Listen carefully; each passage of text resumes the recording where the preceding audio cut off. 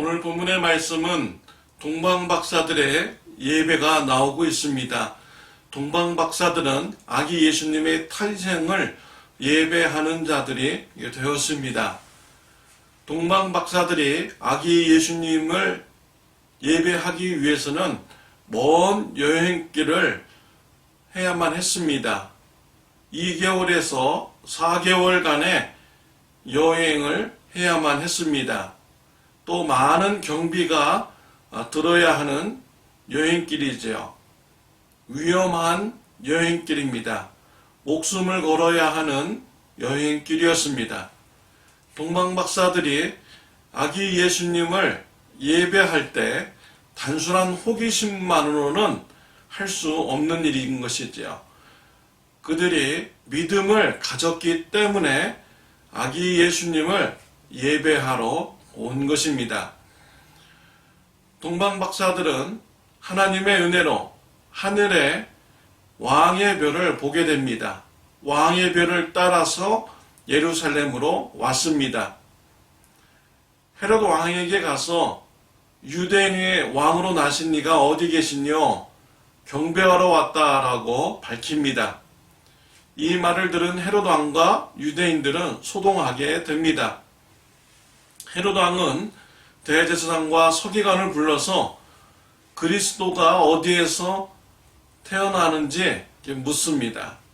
분명 헤롯 왕은 동방 박사들로부터 유대인의 왕이 탄생하셨다는 소리를 들었지만 헤롯 왕은 대제사장과 서기관들에게 그리스도가 어디서 나느냐라고 물었습니다. 헤롯 왕은 동방 박사들이 찾는 그 아기가 바로 그리스도임을 알았던 인 것이죠. 그리스도는 많은 유대인들이 기다려왔습니다. 하나님의 아들로 오신다는 것을 약속을 붙잡고 기다리고 있었습니다. 그런데 헤롯 왕은 이러한 하나님의 아들 그리스도가 왔을 때 그 헤롯 왕은 아기 예수님을 찾아가려고 했던 것이죠. 왜 그랬습니까? 예배하기 위한 것입니까? 아닙니다.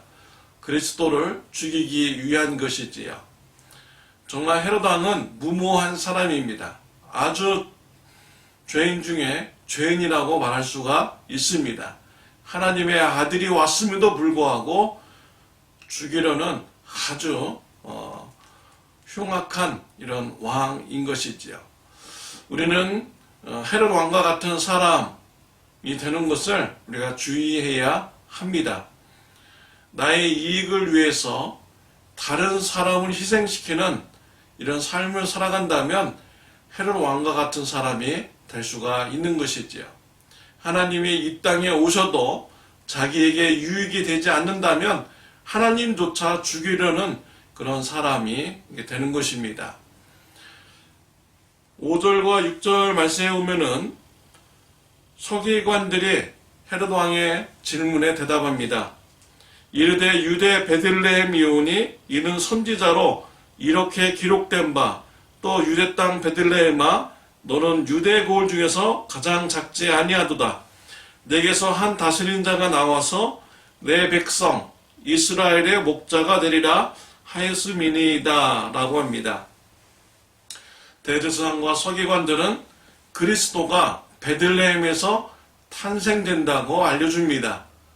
구약성경 미가서 말씀을 인용하여서 알려준 것입니다. 서기관들이 베들레헴에서 그리스도가 탄생되었다는 소식을 듣게 된 것이죠. 그러면 그들이 베들레헴으로 가야만 했습니다. 그런데 그들은 예배를 드리지 않았습니다. 왜 그랬을까요? 그들에게는 믿음이 없기 때문입니다. 이러한 서기관과 대제사장을 보면은 그들은 지식은 있어도 믿음이 없는 자들이다라는 것을 볼 수가 있습니다. 대제사장과 서기관들이 왜 그들이 대제사장과 서기관이 되었는지 참 우리는 의아하게 생각이 듭니다. 믿음이 없는 대제사장, 믿음이 없는 서기관들, 도대체 무엇을 위해서 종교인들이 되었을까요? 그들은 하나님을 위해서 종교인이 된 것이 아니죠. 그들은 세상의 출세를 위해서, 자신의 명예와 권력을 위해서 대제사장이 되었고 서기관들이 된 것입니다. 정말 우리가 이러한 신앙의 모습을 우리가 경계해야겠습니다. 믿음이 없는 이런 신앙인의 삶을 우리가 경계해야겠습니다. 동방박사들은 베들레헴으로 갔습니다. 하늘의 큰 별이 다시 나타나서 아기 예수님이 탄생하신 집으로 인도하여 주었습니다. 11절에 보면 집에 들어가 아기와 그의 어머니 마리아가 함께 있는 것을 보고 엎드려 아기께 경배하고 보배합을 열어 황금과 유향과 몰약을 예물로 드리니라 라고 했습니다.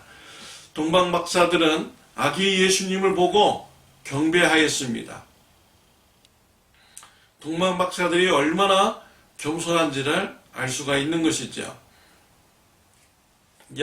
요셉과 마리아는 가난한 이런 부부였습니다. 그들이 있는 곳도 초라한 곳에 있었습니다.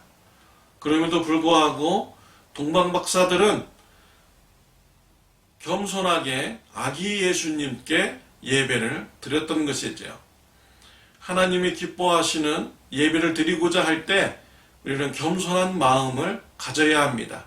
하나님 앞에 교만한 마음을 가진 자는 하나님을 기쁘시게 하는 예배를 드릴 수가 없는 것이죠. 동방박사들은 황금과 유향과 몰약을 아기 예수님께 드리며 예배 드렸습니다. 엎드려 경배하였습니다. 하나님께서 기쁘게 받으셨습니다. 황금은 예수님의 왕권을 상징하고요. 유향은 예수님의 신성을 상징합니다. 몰약은 예수님의 순환을 상징합니다. 하나님께서 그들의 예물을 귀하게 사용하셨습니다. 동방박사들은 겸손함과 또한 믿음을 가지고 아기 예수님께 예배를 드렸습니다. 이방인임에도 불구하고 그들이 아기 예수님의 탄생을 예배하는 자가 되었습니다. 믿음을 가지고 나갈 때 하나님께서 기뻐하시는 이런 예배를 드릴 수가 있는 것입니다. 사랑하는 성도 여러분, 동방박사들과 같이 믿음을 가지고 또 겸손한 마음으로 하나님께서 기뻐하시는 예배를 드리는 저와 여러분들이 되시기를 바랍니다. 기도드리겠습니다. 하나님 아버지 감사합니다. 동방박사들과 같이 믿음을 가지고 또한 겸손한 마음을 가지고 하나님을 예배하는 자가 되게 하여 주옵소서. 예수님의 이름으로 기도드렸습니다. 아멘.